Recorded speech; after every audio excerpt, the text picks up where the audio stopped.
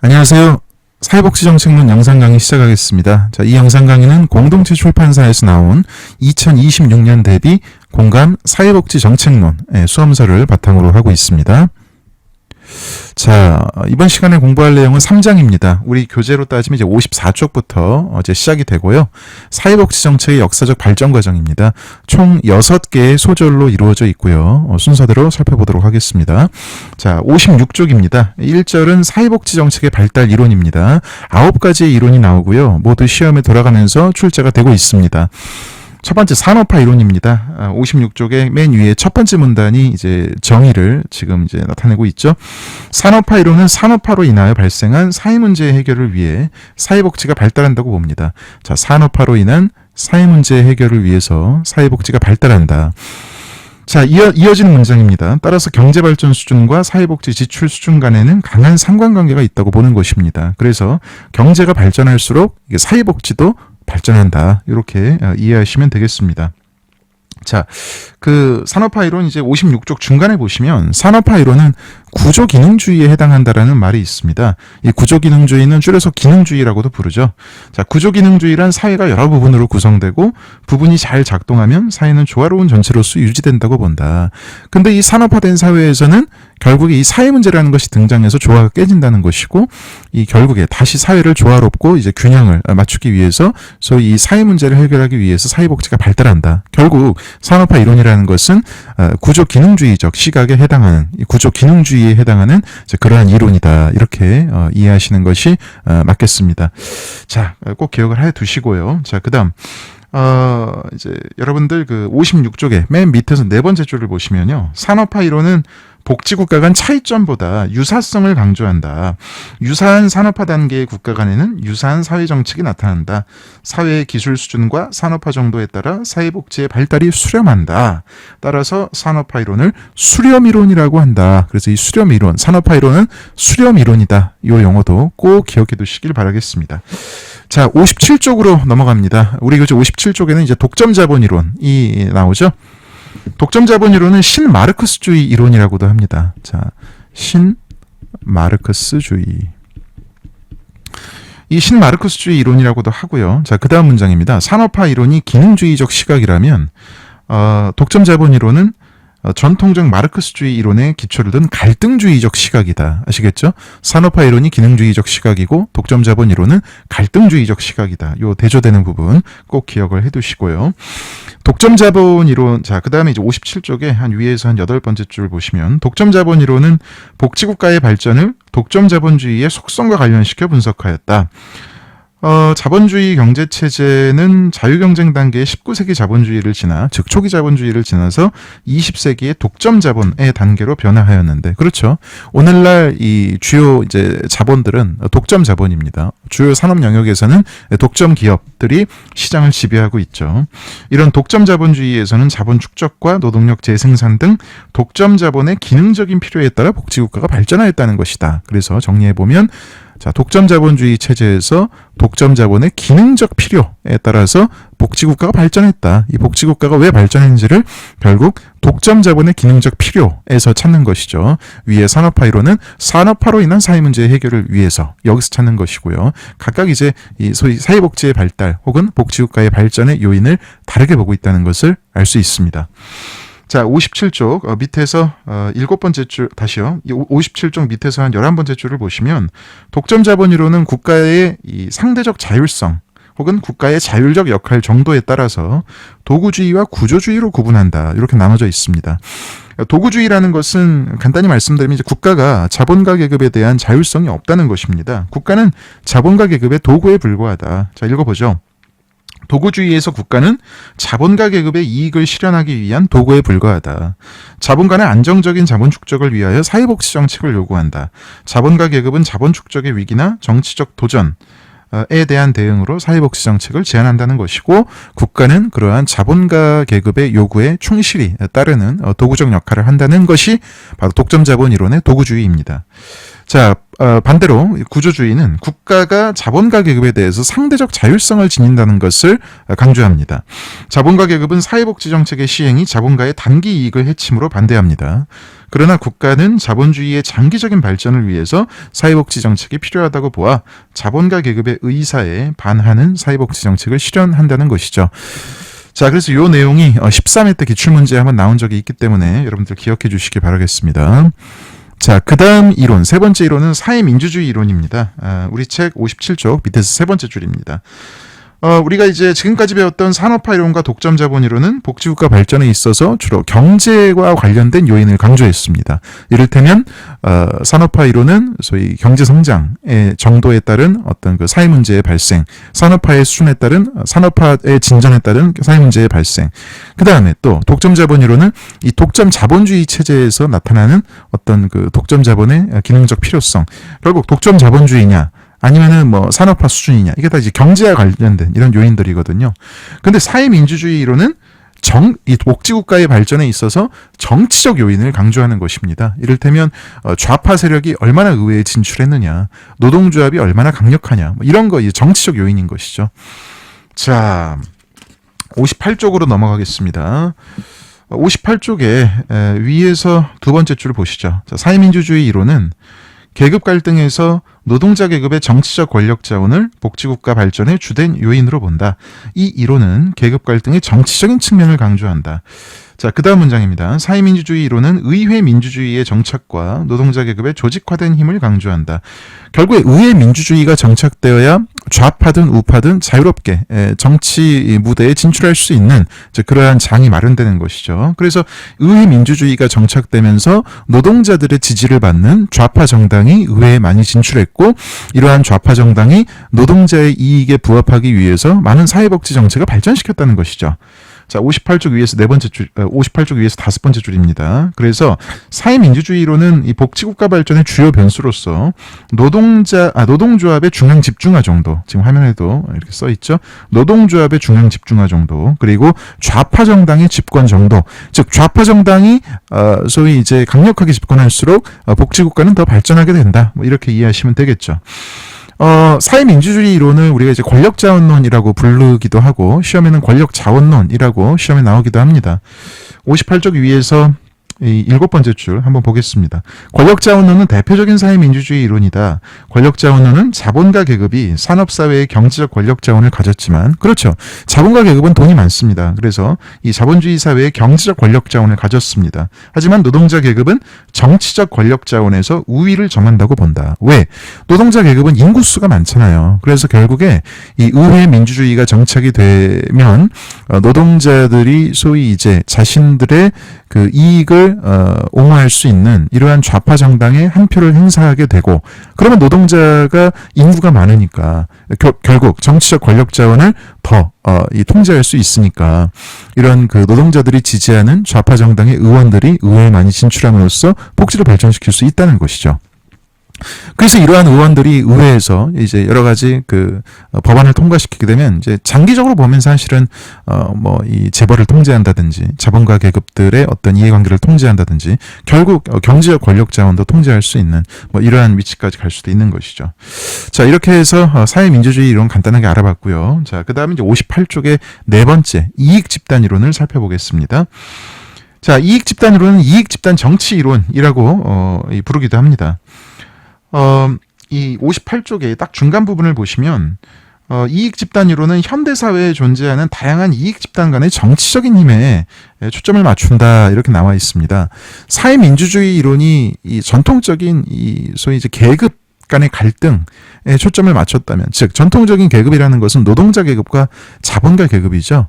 근데 이익 집단 이론은 이제 비계급적인 다양한 집단들, 우리가 이제 노동자와 자본가로 나눌 수 없는 다양한 그 이익 집단들, 이를테면 노인과 비노인, 장애인과 비장애인, 뭐 동성애자와 이성애자, 또는 뭐 성소수자와 그렇지 않은 사람들, 뭐 또 뭐가 있겠습니까? 뭐 이슬람교도와 뭐 기독교도인들, 뭐 남성과 여성, 이 수많은 뭐 아동과 뭐 성인들, 뭐 수많은 이러한 이익 집단들 간의 어떤 그 정치적 활동을 통해서 그들의 이제 그 이익을 옹호할 수 있는 여러 가지 사회복지 정책이 발달하게 되고, 이것은 결국 복지국가의 발달로 이어진다, 뭐 이런 얘기가 되겠죠.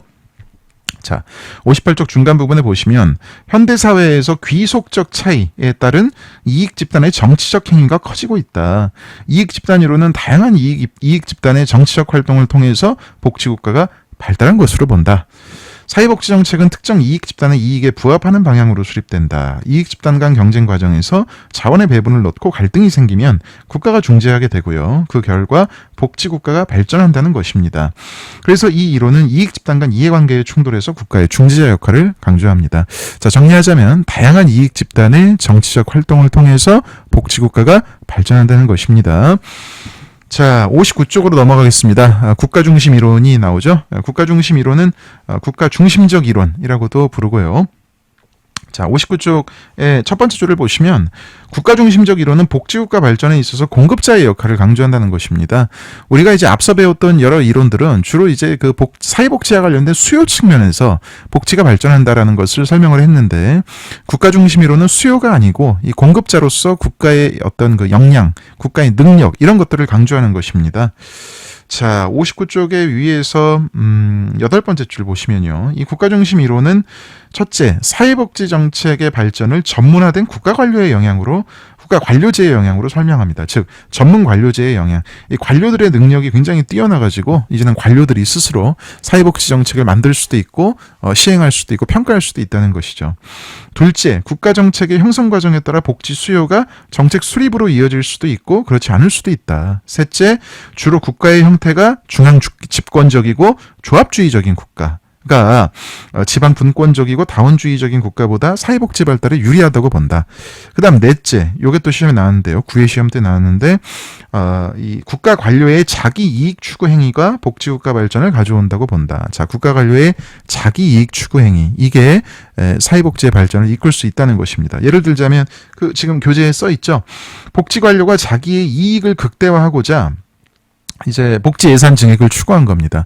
결국에 우리 부서의 예산이 늘어날수록 결국 이 관료 입장에서는 권력을 많이 가질 수 있고 뭐 이를테면은 뭐 승진이 잘 될 수도 있고 뭐 그런 것이죠.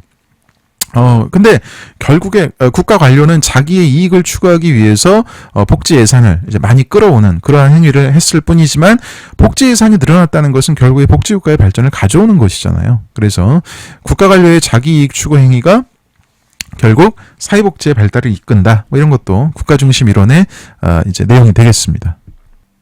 자, 다음은 시민권론입니다. 시민권론은 T.H. 마샬이라는 학자가 주장을 했습니다. 이 T.H. 마샬이라는 이름도 꼭 기억을 해두시기 바라겠습니다. 자, 마샬은 사회복지의 발달을 18세기 공민권, 19세기 정치권, 그리고 20세기 사회권 등 시민권의 확대 과정으로 설명하였습니다. 공민권은 우리가 이제 뭐 법 앞에서의 평등이라든지 신체의 자유, 언론의 자유 등과 같은 권리를 얘기합니다. 그리고 19세기에는 이 정치권, 즉 참정권이 강조가 되었죠. 그래서 유럽의 주요 국가들에서 이 성인 남성들부터 일단 이 보통 선거에 대한 이 참정권이 주어지기 시작했습니다. 그리고 이제 20세기가 되면은 소위 이제 인간다운 생활을 보장받기 위한 사회권이 강조됩니다.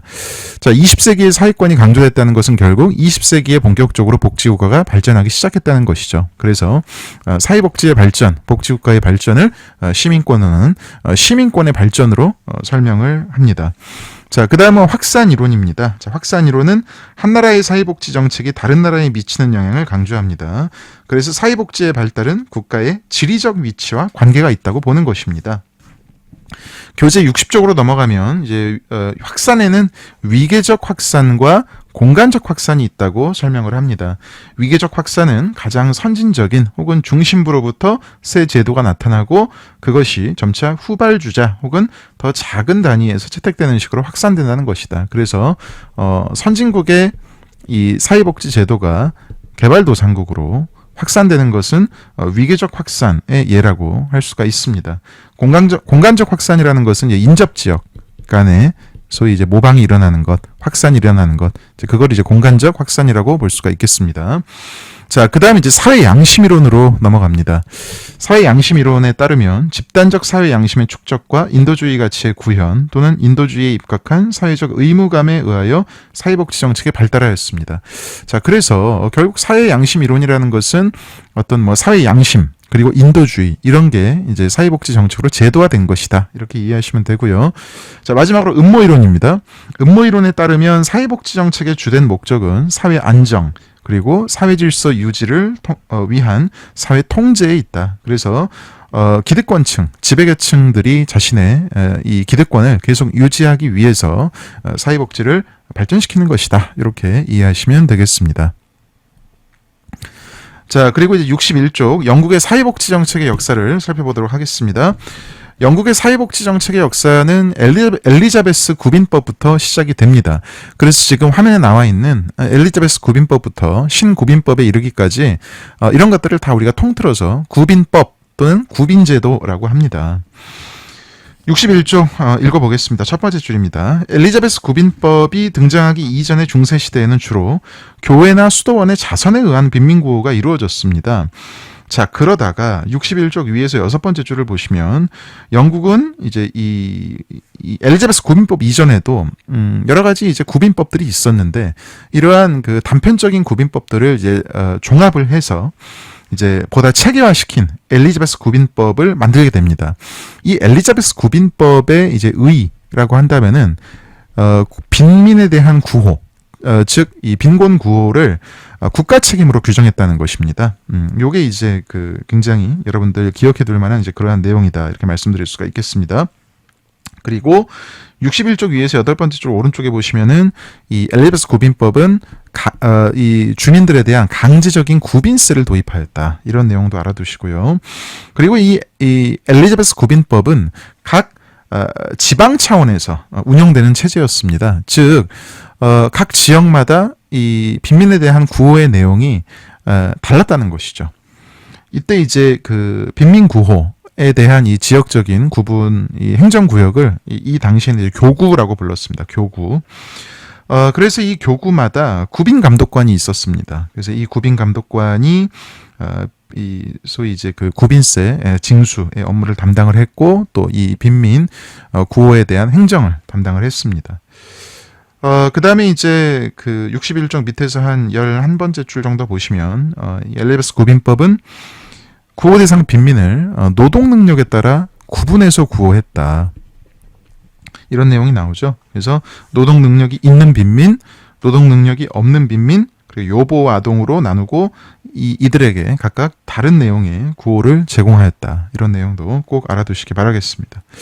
자, 그리고 1662년으로 가면 이제 정주법이라는 것이 등장합니다. 정주라는 것은 이제 머무를 정, 살 주자죠.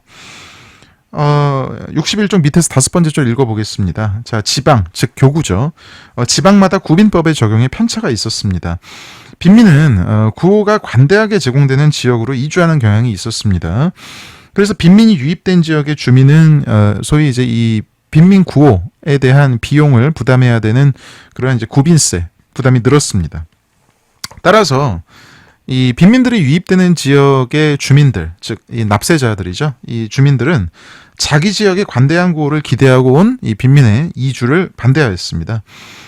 이러한 시대적 배경은 정주법 제정의 계기가 되었습니다. 이 법은 교구에 정착하여 살던 빈민에게만, 원래 우리 지역에 살던 빈민에게만 구호를 허용했다는 것이죠. 그리고 빈민이 자기 지역에 정착하여 살고 있었다는 것을 증명해야만 소위 이제 빈민 구호를 받을 자격이 주어졌고, 이러한 이제 그 자격을 입증하지 못하면 62쪽입니다. 출생지 인근의 교구 또는 연고지로 돌려보내졌습니다.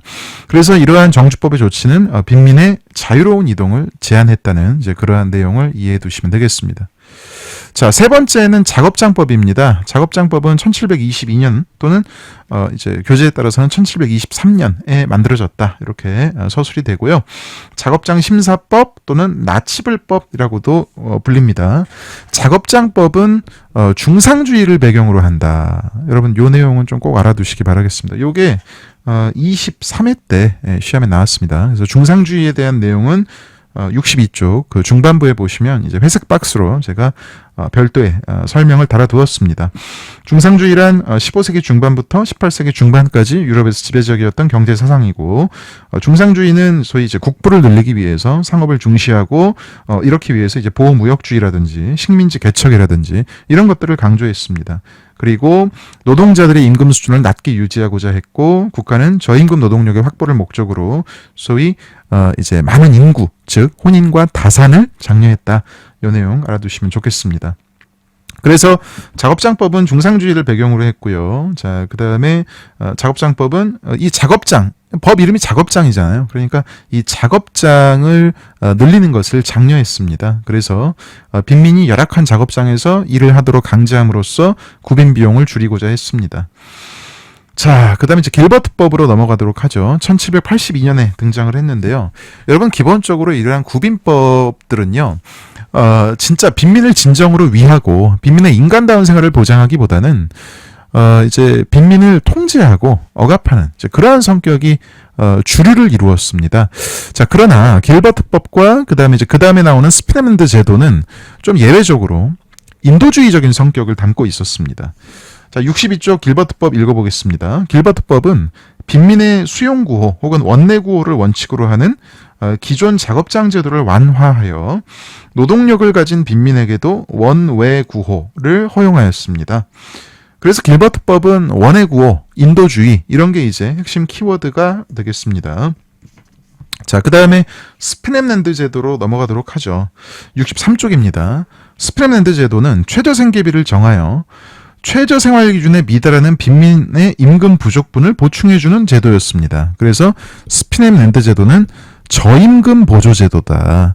노동자들이 버는 임금이 일종의 최저생계비에도 미치지 못할 경우에는 그 부족한 부분만큼 보조해주는 이제 그러한 내용의 구빈 제도였다고 이해하시면 되겠습니다. 그리고 63쪽에 그 이제 위에서 네 번째 줄을 보시면요. 스피넴랜드 제도는 저임금 노동자에 대한 보조금을 산정할 때 물가와 가구 규모를 반영했다는 겁니다. 이 내용도 꼭 기억해 두시고요.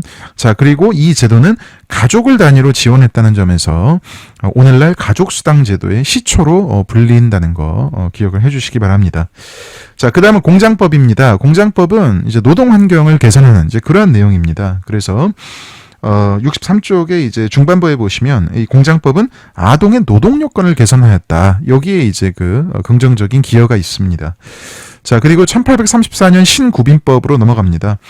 우리가 이제 신구빈법 이전에 이러한 이제 구빈 제도들을 이제 묶어서 구구빈법, Old Poor Law 이렇게 부른다고 한다면 1834년에 등장한 구빈법을 신구빈법 또는 개정구빈법이라고도 부릅니다. 자, 결국 이제 이 신구빈법이 등장하게 된 배경에는 기존의 이 구빈 제도들이 비용이 너무 많이 들어간다. 그래서 이 비용을 좀 줄일 필요가 있다. 이제 이러한 소위 이제 그 지적이 이어지면서 다시 이제 구빈법이 굉장히 엄격하고 통제적인 이러한 방향으로 회귀하게 됩니다. 자, 64쪽을 보시면요. 신구빈법에 이제 3대 원칙이 나옵니다. 첫 번째는 뭡니까? 신구빈법은 열등처우의 원칙을 강조했다는 것입니다. 요거는 우리가 앞서 비례적 평등 배울 때도 나왔죠.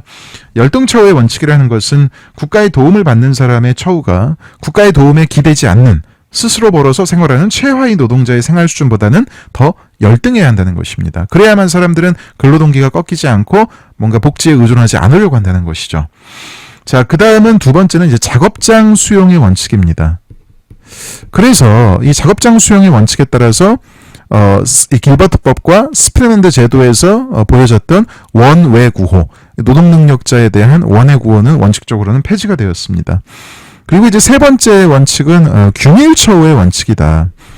우리가 이제 이 구빈법이라는 것은 이 영국의 이 지방자치의 전통에 맞물려서 지역마다, 교구마다 이 빈곤구호의 내용이 서로 이제 상이했는데 가급적이면 전국 어디서나 빈민이 동일한 처우를 받을 수 있도록 한 이러한 노력을 균일처우의 원칙이라고 볼 수가 있겠습니다. 자, 넘어가겠습니다. 이제 시대는 20세기로 진입하는 것을 앞두고 있습니다. 영국에서도 20세기의 진입을 앞두고 이제 민간인들에 의한 사회조사 혹은 빈곤조사가 등장하게 됩니다. 그 중에서 찰스 부스의 사회조사하고 그 다음에 시범 라운트리의 사회조사가 굉장히 유명합니다. 64쪽 밑에 찰스 부스를 읽어보겠습니다. 부스는 1886년부터 1903년까지 영국 런던에서 빈곤에 대한 사회조사를 하였습니다. 조사 결과 런던 인구의 30%가량이 빈곤하다고 보았습니다. 그리고 빈곤의 원인은 주로 사회적인 데에 있다. 이렇게 보았습니다.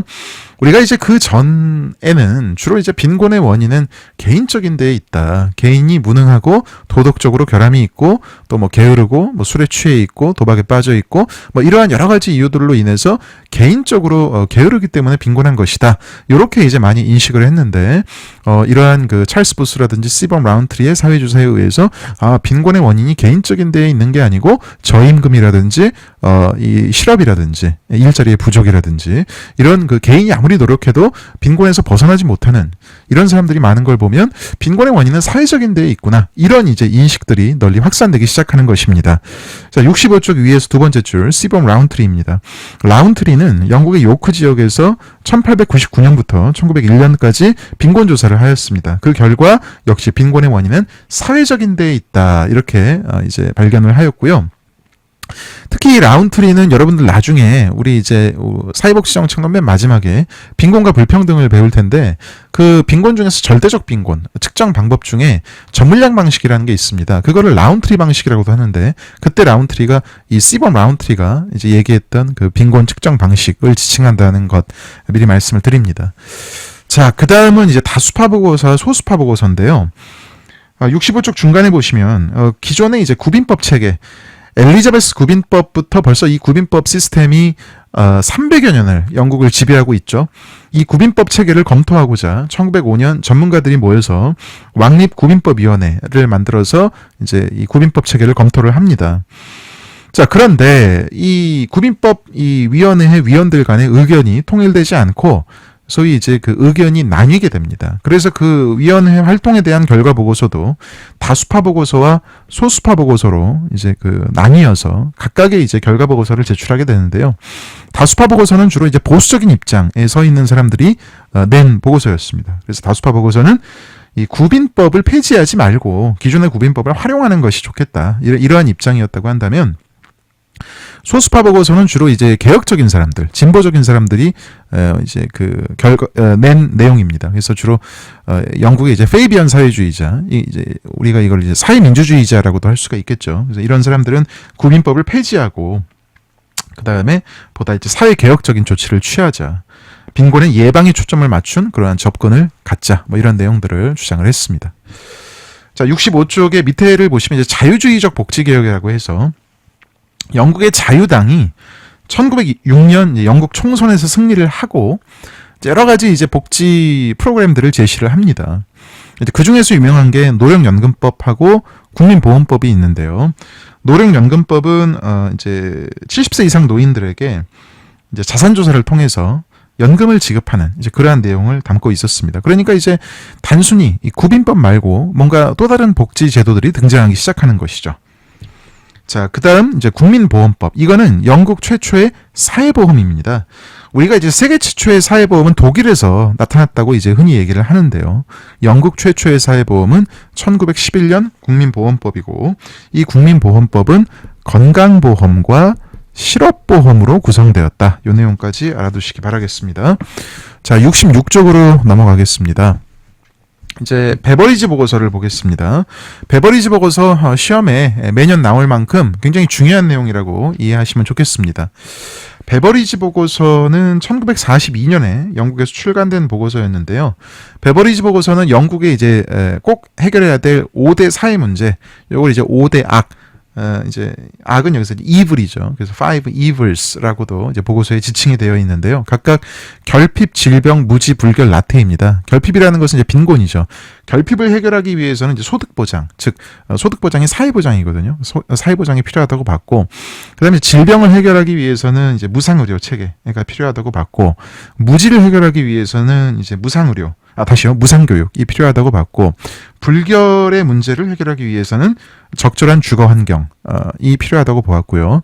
나태라는 것은 결국 일자리가 부족하기 때문에 나타납니다. 그래서 나태, 게으름의 문제를 해결하기 위해서는 완전 고용이 필요하다. 결국에 이러한 그 뭐 소득 보장, 그다음에 무상의료, 그다음에 의무교육, 그다음에 주거복지, 그다음에 완전 고용, 이런 게 이제 잘 이루어지는 사회는 결국 뭡니까? 복지국가가 되겠죠. 그래서 이 베버리지 보고서라는 것은 이제 제2차 세계대전 이후 영국의 복지국가에 대한 청사진이다, 계획서다, 이렇게 이해하시면 되겠습니다. 자, 66쪽의 맨 밑에 보시면 이제 베버리지 보고서의 본격적인 내용이 나옵니다. 이 사회보장이 나오는데요. 소셜 시큐리티라고 하죠. 베버리지는 이제 5대 악 중에서 이 결핍 혹은 이제 궁핍 또는 빈곤이라고 하는데요. 요거를 해결하기 위해서 이제 사회보장이 필요하다, 이렇게 얘기를 했습니다.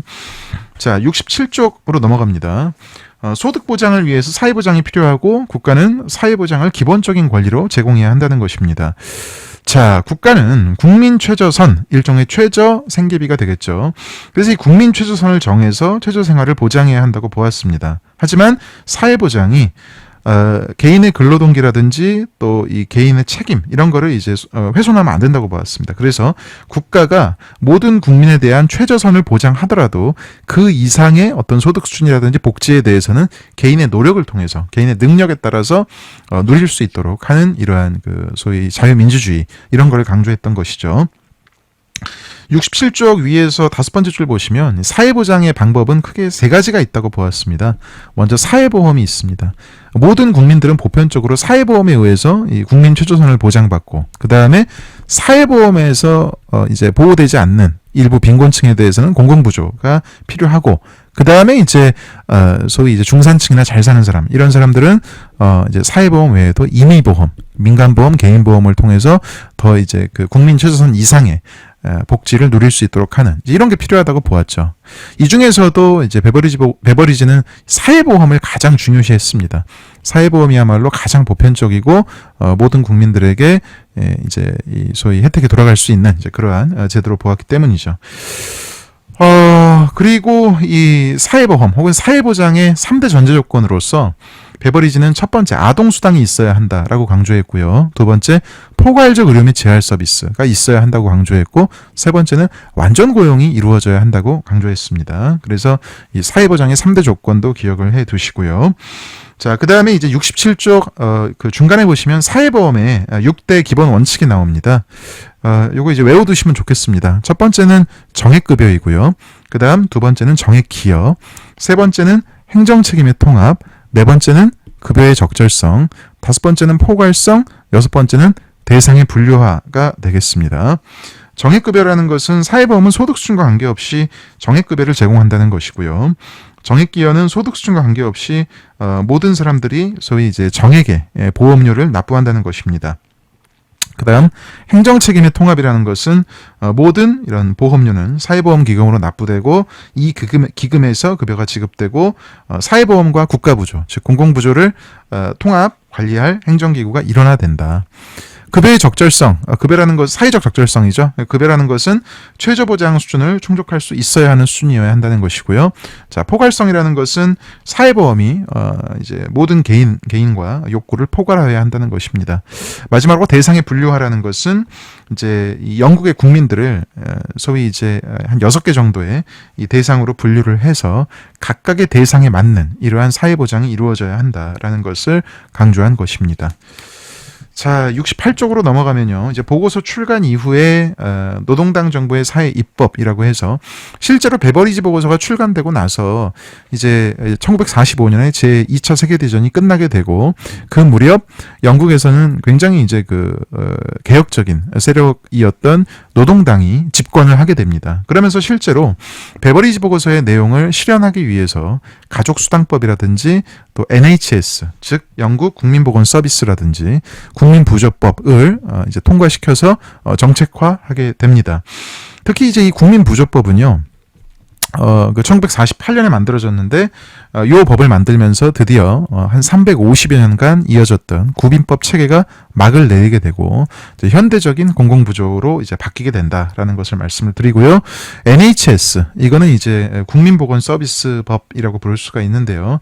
자, 이것이 만들어지면서 우리 책에 나와 있듯이 보편적인 무상의료 제도가 시행되게 됩니다. 즉 NHS는 병원을 국유화하였고 세금으로 운영되는 무상의료 제도여서 영국의 모든 사람이 무상의료 혜택을 받을 수 있게 된 것이죠. 우리가 1장에서는 이 NHS라는 건 결과의 평등의 원리를 반영하고 있다.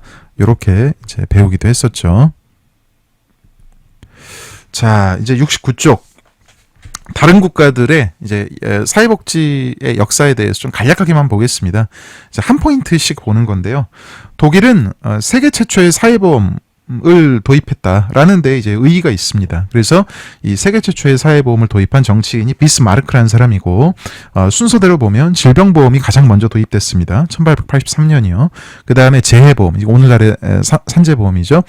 그 다음에 이제 1889년에 이제 노령 및 폐질보험, 오늘날의 이제 공적연금이 되겠습니다. 이런 내용 꼭 기억을 해 두시고요. 자, 그 다음에 이제 70쪽으로 넘어가면 미국의 사회보장법입니다. 미국에서는 이제 사회보장법이 1935년에 이제 제정이 되었는데요. 루즈벨트 대통령이 이제 만들었고, 루즈벨트 대통령이 이제 1929년부터 이어져 오던 그 대공황으로 인한 이 사회 불안들, 대량 빈곤, 대량 실업을 극복하기 위해서 뉴딜 정책을 만들었고 그 뉴딜 정책의 일환으로서 사회보장법을 이해하시면 되겠습니다. 자, 그래서 이 미국의 사회보장법은 대공황 극복의 목적이 있었고요. 실제로 사회보장법의 주요 내용을 보면 70쪽 밑에 보시면 노령연금이라든지 실업보험이라든지 공공부조라든지 주로 국가 차원, 중앙정부, 연방정부 차원의 사회보장제도가 도입됐다는 데 의의가 있습니다. 하지만 이 당시 보편적인 의료보험제도, 즉 전 국민을 대상으로 하는 사회보험 방식의 의료보험이 도입되지 못했다는 것은 큰 한계다라는 것도 기억하시기 바라겠습니다. 71쪽으로 넘어갑니다. 자, 스웨덴 복지국가. 스웨덴은요, 1930년대부터 이제 3인당 사회민주 노동자당이 본격적으로 장기 집권을 시작하면서 복지국가가 본격적으로 발달하게 되는데, 이 스웨덴 복지국가를 지칭하는 이제 용어로서 인민의 집이라는 용어가 있습니다. 그래서 요 71쪽 인민의 집에 대한 설명은 제가 회색 박스로 보충 설명은 달아놨으니까 한번 읽어보시고요. 그 다음에 이제 복지국가 발전의 계기가 된 몇 가지 사건이 있었는데, 먼저 이제 정록동맹이라는 게 있습니다. 그래서 1936년 농민당과 3인당 간의 정책 연합을 이루어서 소위 이제 복지국가 발전의 기틀을 마련한 그러한 이제 사건이 되겠고요. 그 다음에 이제 살트 셰바덴 협약. 교과서에 따라서는 짤츠 요바덴 이런 식으로 발음은 좀 다르게 적혀 있습니다만은 이것은 이제 노동자와 자본가, 즉 근로자와 사용자 간에 체결된 협약이었다. 그래서 노조는 임금 인상을 자제하면서 사용자의 경영권을 인정하였고 사용자는 노동자의 복지에 협력하는 이제 그러한 협약이었다. 그래서 이런 협약을 통해서 복지국가 역시 발전의 기틀을 마련하였다라고 정리할 수가 있겠습니다. 자, 넘어가겠습니다. 이제 여러분들 72쪽을 보시면요. 이제 복지국가의 전반적인 역사적 우리가 이제 흐름을 보겠습니다. 그래서 복지국가의 발달, 그리고 복지국가의 위기, 그리고 복지국가의 재편, 그리고 오늘에 이르기까지 이러한 흐름을 보겠습니다. 자, 먼저 72쪽에 이 복지국가의 발달을 보겠습니다. 자, 복지국가가 발달하게 된 여러 가지 계기가 있습니다. 먼저 사회보험의 도입이죠. 그래서 이제 독일이 1883년에 세계 최초로 사회보험을 도입했다고 우리가 앞서 배웠는데요. 그래서 독일이나 프랑스, 이탈리아와 같은 이러한 유럽 국가들은 이제 19세기 후반에 사회보험을 도입하기 시작했고, 늦어도 유럽의 복지국가들은 주로 20세기 초반에는 사회보험을 거의 갖추게 됩니다. 그 다음에 72쪽에 이제 중간에 보시면 전쟁과 대공황이라고 해서 우리가 이제 복지국가가 전성기를 맞이하게 된 그러한 큰 사건들을 꼽자면 첫 번째로 이제 제2차 세계대전이 있습니다. 그 다음에 두 번째는 미국에서 시작된 대공황, 그 경제 위기가 있겠죠. 자, 그 다음에 이제 72쪽에 밑에 보시면 이제 복지국가 발전 정도의 판단 기준이라고 해서 포괄성, 보편성, 적절성, 재분배 효과가 나옵니다. 포괄성이라는 것은 얼마나 많은 복지제도가 있는가, 즉 사회복지 정책이 얼마나 많은 복지 욕구를 포괄하는가, 이런 의미이고요. 보편성이라는 것은 말 그대로 보편주의입니다. 즉 복지제도가 얼마나 많은 사람에게 적용되는가. 그리고 세 번째, 적절성, 사회적 적절성이죠. 그래서 복지급여의 수준은 어느 정도인가, 복지급여의 수준이 인간다운 생활을 보장할 수준 정도가 되는가.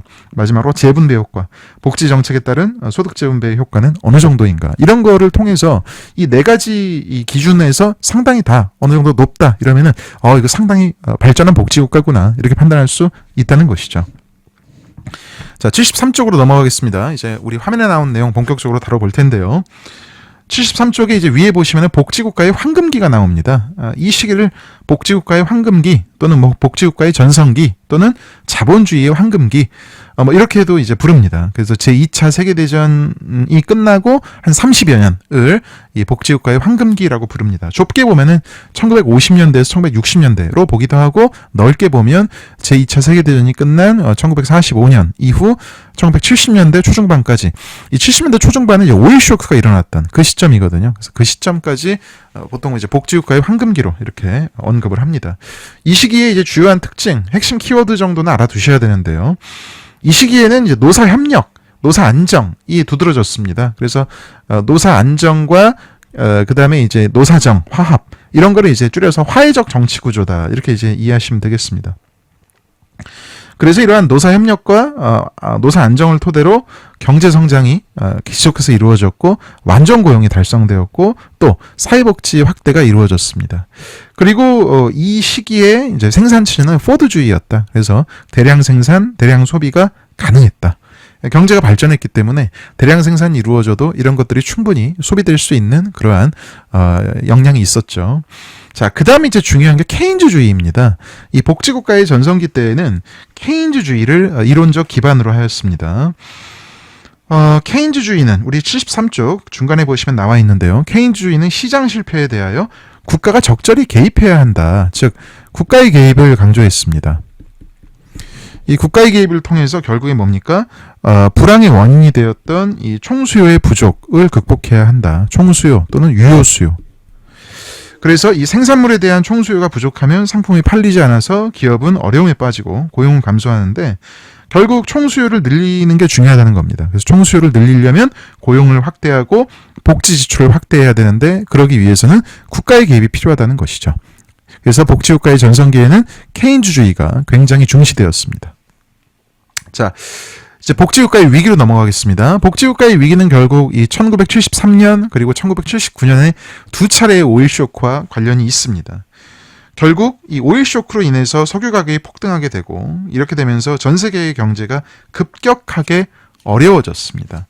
경제가 어려워지면서 스태그플레이션 현상이 발생하게 됩니다. 스태그플레이션의 3대 요인은 첫 번째, 경제 위기, 두 번째, 물가 상승, 세 번째, 실업률 상승, 이렇게 정리할 수가 있습니다. 74쪽 맨 위에 나와 있습니다. 자, 그리고 경제가 어려워지고 그동안 복지는 너무 확대되면서 결국 정부 입장에서는 이 수입은 줄어드는데 지출은 계속 늘어나니까 재정 위기가 심화됩니다.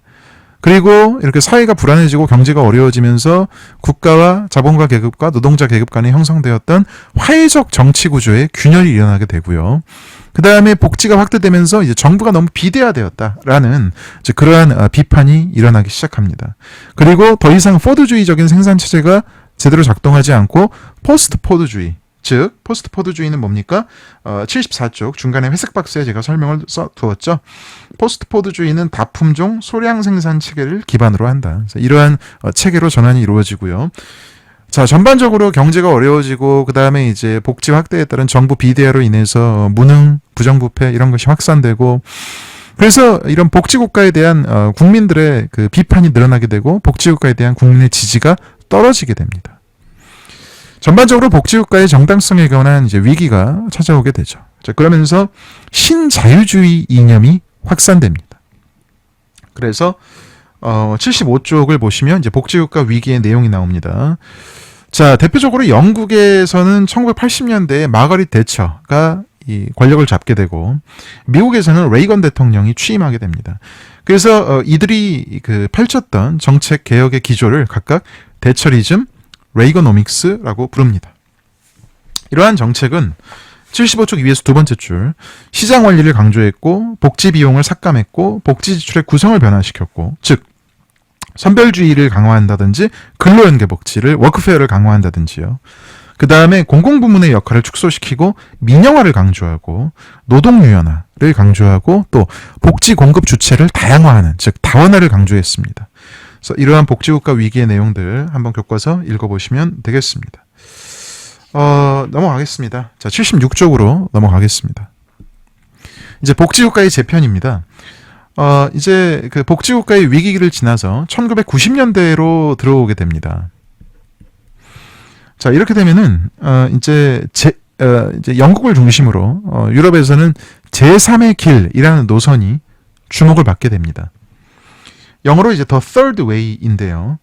앤서니 기든스라는 학자가 이제 제시한 개념이 되겠습니다. 76쪽에 이제 제3의 길을 보시면요. 제3의 길이 이제 유럽의 여러 나라에 영향을 미쳤고요. 제3의 길이 추구하는 전략, 즉 복지개혁의 방향은 권리와 의무의 조화, 그 다음 근로와 복지의 연계, 우리 화면에 써있죠. 또 급여를 직접 제공하는 것보다는 인적 자원에 투자하는 것, 복지 다원주의의 추구, 방금 말씀드렸던 근로와 복지의 연계, 이를 통한 복지, 이런 것들을 제3의 길에서 강조하였습니다. 제3의 길이라는 것은 결국에 이제 우리가 복지국가의 전성기 때에는 소위 이제 사회민주주의 노선이 주목을 받았고, 복지국가의 전성기 때에는 좌파적인 노선을 걸었고, 그 다음 1980년대에 복지국가의 위기기 때에는 신자유주의, 우파적인 노선을 추종했고, 이런 것들, 이게 좌파적인 노선과 우파적인 노선의 장점만을 수합한 이러한 뭔가 새로운 노선, 제3의 길로 가야 되지 않겠냐. 이런 게 이제 제3의 길의 이제 핵심 정신이 되겠죠. 그래서 권리라는 것은 이제 사회복지의 확대죠. 어떻게 보면은. 그다음에 의무라는 것은 이제 복지에 의존하지 않고 개인의 책임을 다하는 것이죠. 그러니까 권리도 중요하고 의무도 중요하다. 이것이 조화되는 게 굉장히 중요하다. 이게 이제 제3의 길, 혹은 이러한 제3의 길을 걸어가는 이런 국가를 사회투자 국가, 그리고 또는 사회투자 전략이라고도 부르는 것이죠. 그래서 시험에서는 제3의 길, 사회투자 국가, 사회투자 전략, 이렇게 단어가 혼용해서 나올 수 있는데, 대체로 제3의 길이든 사회투자 국가든 사회투자 전략이든 권리와 의무의 조화, 그리고 근로와 복지의 연계, 이런 그 내용은 동일합니다. 아시겠죠? 그래서 76쪽의 그 사회투자 국가에 대한 내용도 한번 보겠습니다. 사회투자 국가의 특징은 아래와 같다. 자, 인적 자본에 대한 투자와 교육을 강조한다. 이런 것들은 이제 기회의 평등을 강조하는 정책들이죠. 그 다음에 결과의 평등보다는 기회의 평등을 중시한다. 불평등의 해소보다는 사회적 배제를 감소를 하는 것을 강조한다. 그 다음에 경제정책과 사회정책을 통합적으로 실시하여 사회적 목표를 추구한다. 이것은 경제성장도 중시하고 또 사회통합도 중시한다. 그 다음 경제활동 참여를 활성화한다. 그래서 노동 능력이 있는 사람들은 그냥 복지를 일방적으로 받는 게 아니고 일을 해야만 복지를 제공받는 이러한 이제 근로연계 복지를 강조한다는 것이죠. 자, 이러한 복지국가의 재편과 관련해서 이제 최근에 그 슌페테리언 워크페어 국가, 그 다음에 권능부여 국가라는 개념이 또 논의가 되고 있습니다.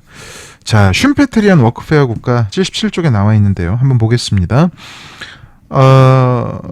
자, 77쪽에 그 슌페테리언 워크페어 국가의 중간에 보시면 이 제소에 따르면, 이 밥 제소이라는 학자가 얘기한 건데요. 제소에 따르면 이런 문장이 있습니다. 자, 제소에 따르면 케인즈주의적 복지국가에서 슌페테리언 워크페어 국가로의 전환이 일어나고 있다. 그래서 이 복지국가 재편기에 나타나는 이러한 국가의 형태를 슌페테리언 워크페어 국가라고 이름을 붙였고, 이러한 슌페테리언 워크페어 국가의 특징으로서 경제 부문의 혁신, 경쟁력의 향상, 노동 유연화의 확대를 강조한다. 그래서 이 키워드 정도를 알아두시면 되겠고요. 자, 특이하게 이제 23회 때 이 권능부여 국가, 영어로는 이제 enabling state라고 합니다. 요게 시험에 나왔습니다. 자, 권능부여 국가 한번 읽어보겠습니다. 복지국가가 소득 보장과 최저 수준 이상의 적절한 급여를 강조했다면 권능부여 국가는 빈곤층 스스로 자립할 수 있는 역량의 강화를 강조한다. 그래서 길버트라는 학자는 복지국가로부터 권능부여 국가로의 변화가 사회복지 정책에 주는 함의를 다음과 같이 설명하였다. 그래서 복지국가가 탈상품화를 강조했다면 권능부여 국가는 근로 촉진을 강조한다. 그 다음에 이 권능부여 국가라는 것은 선별주의적인 할당 그리고 수급 자격의 엄격화를 강조한다. 이런 내용들이 다 뭡니까? 이 복지국가의 재편기에 나타나는 변화를 설명하는 것이죠. 자, 그래서 지금까지 말씀드린 이 내용, 즉 복지국가로부터 권능부여 국가로의 변화는 우리 책 78쪽에 제가 표로 정리해놨기 때문에 한번 읽어보시면 되겠고요. 자, 그 다음에 이제 새로운 사회적 위험이라는 게 있습니다. 테일러 구비라는 학자가 테일러 구비 한 사람입니다. 테일러 구비가 이제 후기 산업사회, 새로운 사회에 본격적으로 등장하게 될 사회적 위험을 4가지를 제시를 했는데요. 시험에 몇 번 나온 적이 있습니다. 한 3-4번 나왔죠. 자, 첫 번째, 일가정 양립의 어려움. 즉, 이제 갈수록 여성의 경제활동 참여가 증가하고 있습니다. 그러면서 이제 일과 가정을 양립하는 것이 어려운 이러한 것이 이제 새로운 사회적 위험으로 대두하고 있고요. 고령화가 많이 진행되면서 노인 돌봄이라든지 뭐 의료비, 연금 비용의 증가 이런 것도 새로운 사회적 위험이고요. 고용 불안정이 심화된다는 거. 그리고 복지국가가 확대되면서 복지국가의 재정 부족이 심화되고 그러면서 이 복지 공급에 있어서 결국 민간이 그런 역할을 많이 부담을 하면서 민영화에 따른 소비자 선택의 문제 이런 것들이 이제 새로운 사회적 위험으로 대두되고 있다. 이런 것들을 테일러 구비가 지적을 했다는 거 알아두시기 바라겠습니다. 자, 79쪽 우리 교재 79쪽으로 넘어갑니다. 복지국가의 유형화인데요. 복지국가의 유형화는 이제 여러 학자들이 제시를 했는데 여러분들 에스핑 앤더슨의 복지국가 유형만큼은 꼭 공부를 해두셔야 됩니다. 에스핑 앤더슨은 2가지 기준, 즉 탈상품화와 계층화라는 기준을 가지고 복지국가를 3가지 형태로 유형화를 합니다. 자, 그럼 먼저 탈상품화의 개념을 이해해야 되겠죠. 탈상품화의 개념은 시험에도 나온 적이 있습니다. 21회 때 한번 또 최근에 나왔는데요.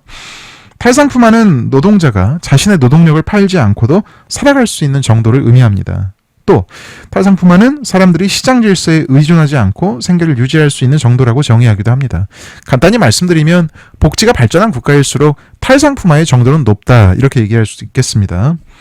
자, 그리고 계층화라는 것은 사회복지 정책의 시행이 계층을 분열시키는 쪽으로 작동하냐 아니면 통합시키는 쪽으로 작동하냐 이제 그런 의미가 되겠습니다. 여러분들 만약에 연금이 되게 분화되어 있고 예를 들어서 뭐 공무원들, 군인들, 교직원들 이런 일부 계층에 대한 연금은 엄청 혜택이 좋고 일반 국민들에 대한 연금 혜택은 별로 안 좋다. 그러면은 이러한 그 소위 분절된 연금 정책이라는 게 국민들을 통합시키겠습니까? 분열시키겠습니까? 분절된 연금 정책은 결국 국민들을 분열시키는, 즉 계층화를 심화시키는 이런 쪽으로 작동을 하겠죠. 그런데 모든 국민에 대해서 상당히 균질한 이 평등한 이러한 연금 정책을 시행한다. 그러면은 상당히 이 계층이 통합되는 이러한 형태로 작동을 하겠죠. 계층화라는 게 이런 개념입니다. 자, 그래서 탈상품화 계층화를 기준으로 이 복지국가를 3가지 유형으로 구분을 해보면 먼저 자유주의 복지국가입니다. 자유주의 복지국가의 특성, 가장 중요한 것은 이제 공공부조의 비중이 크다는 것입니다. 자, 공공부조의 비중이 크다는 것은 복지가 굉장히 선별적이다, 잔여적이다 이렇게 얘기할 수 있고 그래서 탈상품화의 수준이 낮다 이렇게 얘기할 수가 있겠습니다. 자, 80쪽으로 넘어가면요. 그래서 자유주의적인 노동윤리, 즉 개인 책임을 강조한다는 것이죠. 가급적이면 이제 국가의 역할을 줄이려는 이제 이러한 움직임이 있죠. 그래서 이제 3번째 특징은 이제 민간 복지를 강조한다는 겁니다. 민간의 역할을 강조하고요. 그래서 아까 말씀드렸습니다만 탈상품 효과가 가장 떨어지는 복지국가다 이렇게 말씀드릴 수가 있겠습니다. 자, 복지가 선별적으로 제공된다는 것은 뭡니까?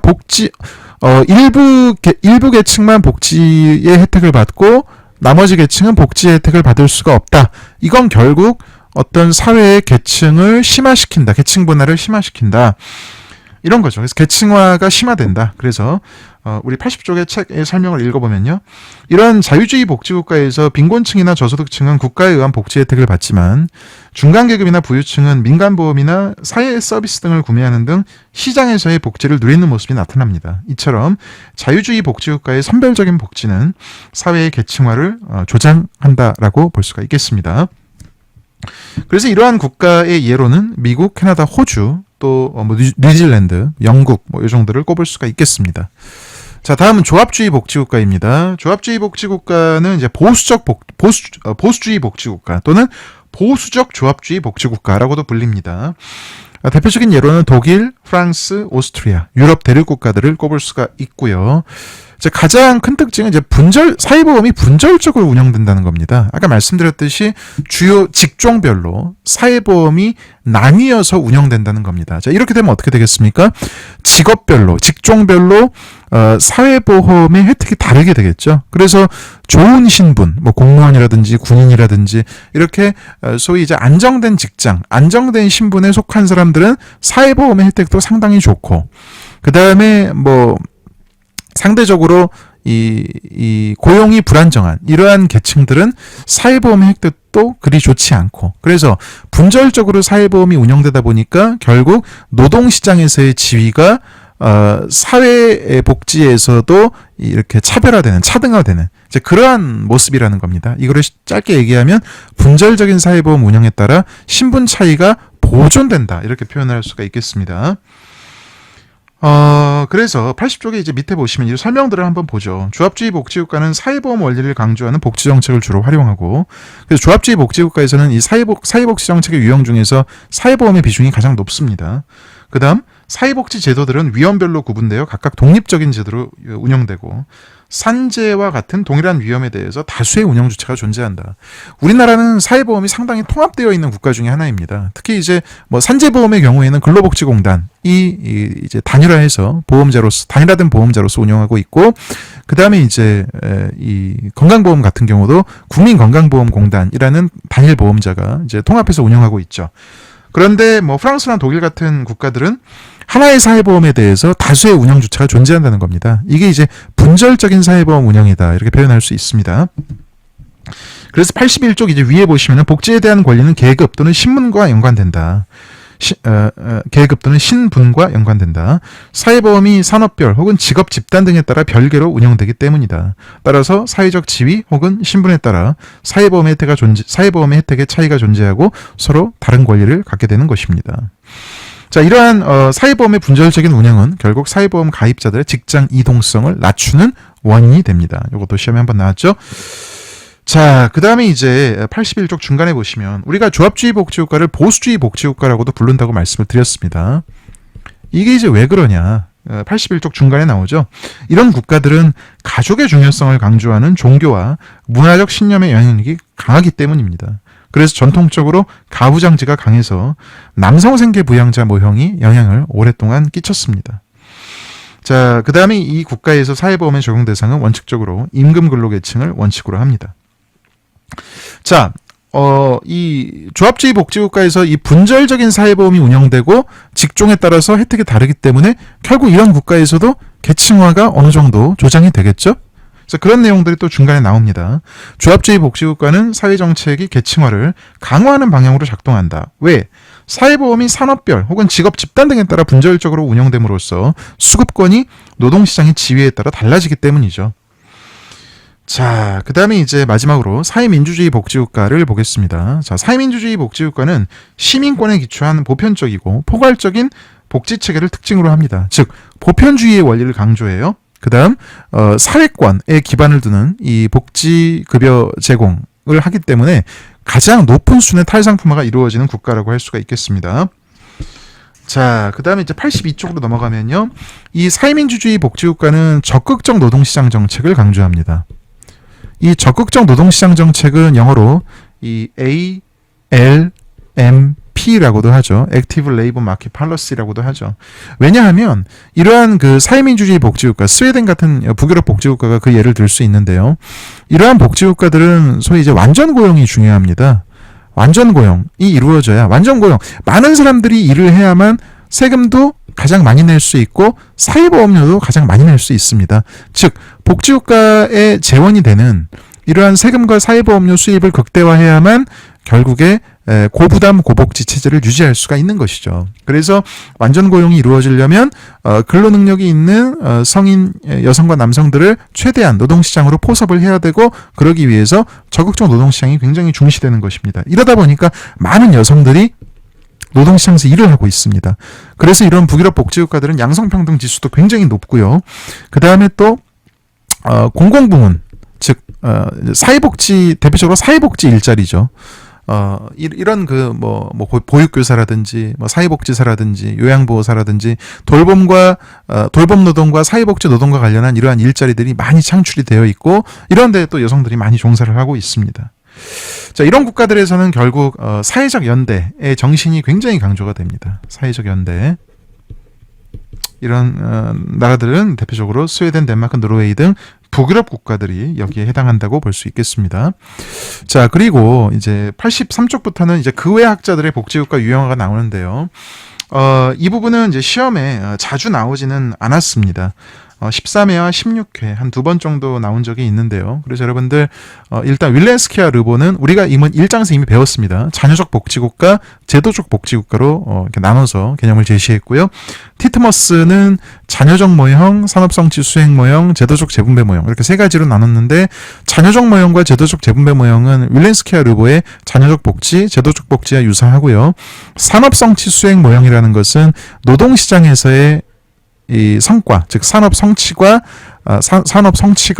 이 복지 국가에서의 이 복지의 내용과도 연결이 된다. 그런 의미입니다. 그래서 굳이 이제 비유를 하자면 에스핑 앤더슨의 조합주의 복지국가와 좀 이제 성격이 유사하다, 이렇게 볼 수가 있겠습니다. 그래서 83쪽의 밑에서 이제 네 번째 줄을 보시면, 이 산업성취 수행 모형에서 사회복지 제도는 경제의 부속물에 해당한다. 사회복지는 경제 성장을 돕는 시녀와 같은 역할을 한다. 그래서 산업성취 수행 모형을 시녀 모형이라고 한다. 이런 표현도 한번 알아두시기 바라겠습니다. 자, 그 다음에 이제 84쪽에 보시면 퍼니스와 틸톤이 나옵니다. 퍼니스와 틸톤이라는 학자는 복지국가의 유형을 적극적 국가, 사회보장 국가, 사회복지 국가 이렇게 나눴는데요. 적극적 국가가 가장 복지에 소극적인 국가입니다. 예를 들자면 미국이 여기에 해당을 하고요. 사회보장 국가는 이제 국민 최저생활 보장을 중시하는 국가로서 영국을 예로 들 수 있고요. 그 다음 사회복지 국가는 상당히 높은 수준의 복지를 보장하는 국가, 스웨덴을 예로 들 수 있겠습니다. 그 다음 미시라는 분화된 복지국가와 통합적 복지국가로 이제 유형화를 했는데요. 분화된 복지국가는 이제 미국을 예로 들 수 있고, 통합적 복지국가는 스웨덴을 예로 들 수가 있겠습니다. 자, 마지막으로 테르본, 또는 썰본이라고 할 수도 있는데요. 이 테르본은 사회복지가 얼마나 확대되었냐, 그 다음 국가가 노동시장에 얼마나 개입을 하냐, 또는 완전고용에 대해서 얼마나 의지가 있냐, 이러한 두 개의 기준으로 네 가지 형태로 복지국가를 유형화합니다. 그래서 강성 개입주의적 복지국가는 복지도 강하고 국가의 노동시장 개입도 강하고, 그 다음 연성보상적 복지국가는 이제 그 복지는 강하지만 국가가 완전 고용을 지향하는 정도는 약하고, 그 다음에 완전 고용 지향 소형 복지국가, 이거는 그냥 그대로 표현에 나와 있죠. 국가가 완전 고용을 지향하는 정도는 강한데 복지는 약하고 소형 복지죠. 그 다음에 시장 지향적 복지국가는 복지도 약하고 국가의 노동시장 개입도 약한 그런 국가라고 할 수 있겠습니다. 자, 마지막으로 우리나라의 복지 역사를 간단하게 보겠습니다. 자, 여기는요 상당 부분이 사회복지 법제론의 내용하고도 중복이 됩니다. 86쪽을 보시면 1960년대에는 이제 공무원연금과 군인연금이 도입되었습니다. 그리고 오늘날 이제 국민기초생활보장제도의 전신인 생활보호제도가 이제 60년대에 도입이 되었고요. 그 다음에 사회보험 중에서는 산재보험이 최초로 도입이 됩니다. 그리고 의료보험법도 이 시기에 제정은 되었습니다만은 1960년대 의료보험은 그 강제가입이 아니고 임의가입이었습니다. 여러분들 사회보험이 임의가입이라는 것은 유명무실한 겁니다. 그렇기 때문에 사실상 이 시기에 의료보험은 의미가 없었고 산재보험이 최초로 이제 시행이 되었다, 이렇게 이해하시면 되겠습니다. 자, 1970년대로 가보겠습니다. 1970년대에는 국민복지연금법이 제정이 되었습니다. 이게 이제 오늘날 국민연금제도의 전신인데요.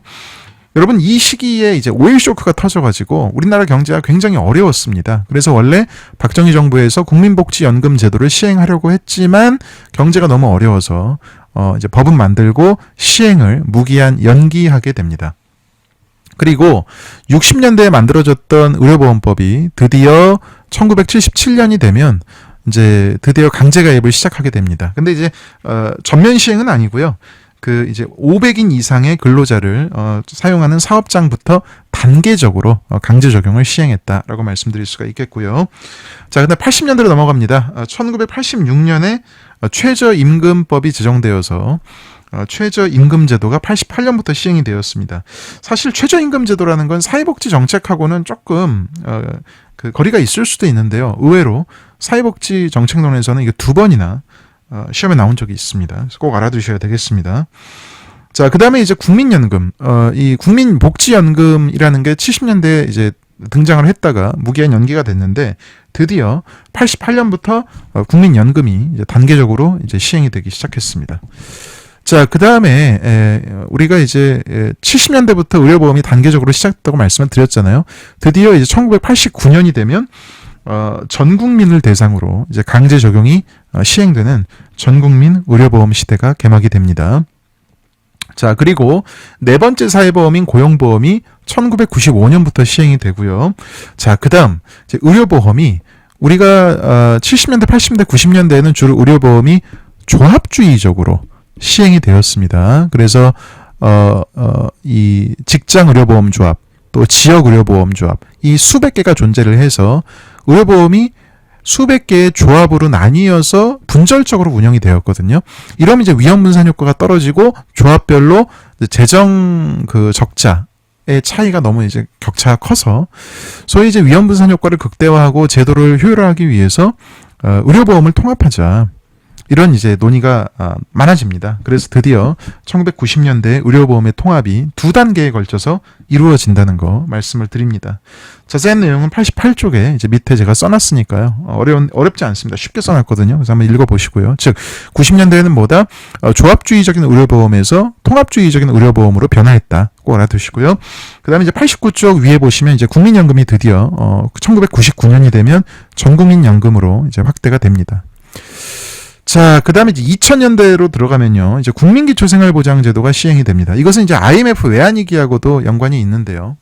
IMF 외환위기를 거치면서 이제 그 빈곤이 심화되고, 이 근로빈곤이 또 이제 확산되면서 보다 이제 그 생활보호법의 내용으로는 이제 한계가 있게 된 거죠. 그래서 생활보호제도를 고쳐서 국민기초생활보장제도로 확대를 하고 그럼으로써 이제 국민의 생존권을 보다 보편적으로 보장을 하고 그 다음에 생활보호제도의 인구학적 기준을 없앴다라는 이러한 특징이 있습니다. 자, 그 다음에 5번째 사회보험은 이제 노인장기 요양보험이 되겠습니다. 그래서 2008년부터 오늘날까지 시행되고 있고요. 그 다음에 이제 오늘날 기초연금의 전신인 기초노령연금이 2008년부터 시행이 되었습니다. 자, 2010년대로 들어가면요. 이제 장애인연금 제도가 시행되었습니다. 장애인연금이라는 것은 성인 중증 장애인에 대한 공공부조 제도라고 할 수가 있고요. 그다음에 이제 90쪽으로 넘어가시면 이제 장애인에 대한 아주 중요한 사회 서비스로서 장애인 활동 지원 제도가 2011년부터 시행이 되고 있고요. 그다음에 이제 기초연금 제도. 우리나라의 가장 중요한 노인에 대한 공공부조 제도 중에 하나죠. 기초노령연금이 이름을 바꾸어서 기초연금으로 2014년부터 지금까지 시행되고 있고요. 그 다음에 이제 오늘날 사회수당인 아동수당이 2018년부터 오늘날까지 시행되고 있습니다. 자, 그리고 가장 최근의 흐름을 보면요. 이제 노동 분야의 공공부조, 줄여서 우리가 이제 실업부조 정책이라고 하죠. 국민취업지원제도가 시행되고 있고요. 그다음에 이제 윤석열 정부부터 시행되었던 부모급여, 사회수당이 하나죠. 이런 게 또 이제 등장을 했습니다. 자, 그리고 이제 최근 우리나라 사회복지 정책의 환경 변화인데요. 어려운 내용은 없습니다만은 최근 사회복지 정책의 경향, 환경 변화, 요게 시험에 이제 간헐적으로 등장하고 있습니다. 그래서 뭐 15회, 18회, 19회, 21회 이렇게 나오는 것을 볼 수가 있죠. 17회 때도 나왔군요. 예, 그래서 최근에 이제 우리나라 사회복지 정책의 이제 환경 변화로서 저출생 고령화가 심화되고 있다. 그다음에 다문화 사회가 계속 이제 그 다문화 사회로 가고 있다. 그다음 고용 불안정이 심화되고 있다. 그다음 지방 분권이 강화되면서 이제 지방 차원에서도 이제 지역형 사회복지 정책이 많이 등장하고 있죠. 그 다음에 이제 보다 이제 과거에는 굉장히 선별적인 정책 위주였지만 이제 갈수록 보편적인 뭐 사회 서비스가 늘어나고 있다. 그 다음 이제 고령화가 심화되면서 뭐 의료비라든지 연금이라든지 이런 이제 복지 지출이 증가하고 있는 것 거부할 수 없는 흐름이고요. 그 다음에 커뮤니티 케어가 강조되고 있습니다. 그래서 시설 보호 위주의 어떤 그 사회 서비스로부터 이제는 지역사회 보호, 즉 커뮤니티 케어 중심의 사회 서비스가 확산되고 있고요.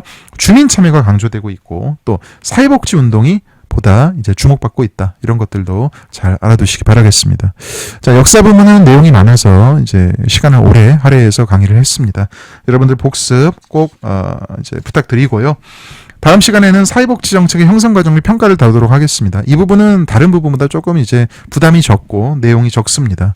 그래서 여러분들 4장도 이제 복습 잘 하시고 또 열심히 공부해 보시도록 이렇게 우리가 결의를 한 번 더 다지겠습니다. 자, 수고 많으셨습니다. 마치겠습니다.